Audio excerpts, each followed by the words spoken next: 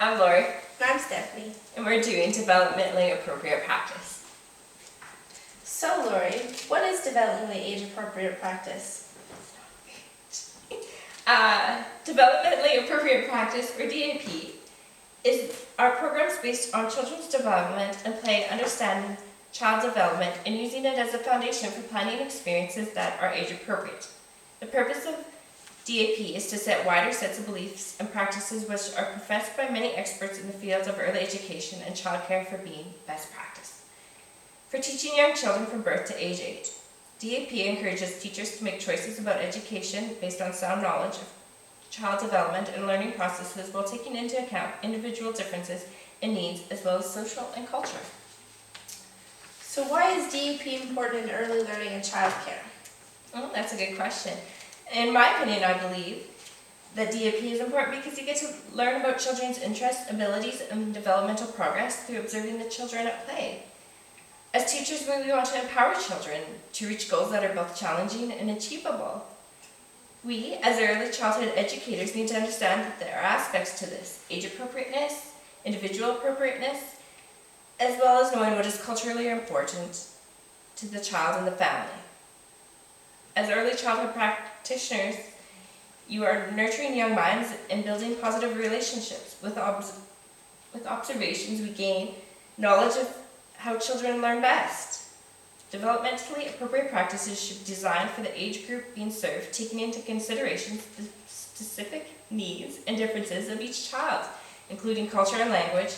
Experiences for children should be interesting and mentally challenging, as well as active and enjoyable.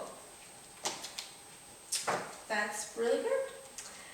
So Stephanie, what parts of the model would you adapt? I would incorporate having the art table accessible all day long. It helps encourage open-ended art. And by giving the children real objects makes them feel independent and gives them a real-life experience. I would also incorporate being flexible. It makes your day as an educator go by way faster, and having smaller groups, it makes the child's days less stressful. That is true. And when we offer children choices, we encourage participation, which makes the child's self-esteem rise. There's a few strategies that I would also incorporate in there.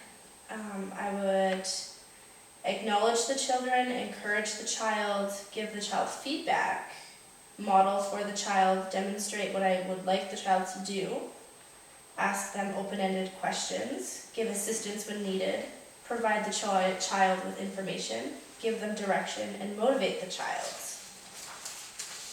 Is there anything that you wouldn't use? A lot of the curriculum is things I would take and put into practice in a daycare setting, but there's something that I would definitely change. What's that? In a DAP classroom, you would not see the children lining up or waiting, but I feel lining up and waiting is the crucial part of life. Therefore, I would not incorporate it. Sounds good. I brought a DAP activity with me today.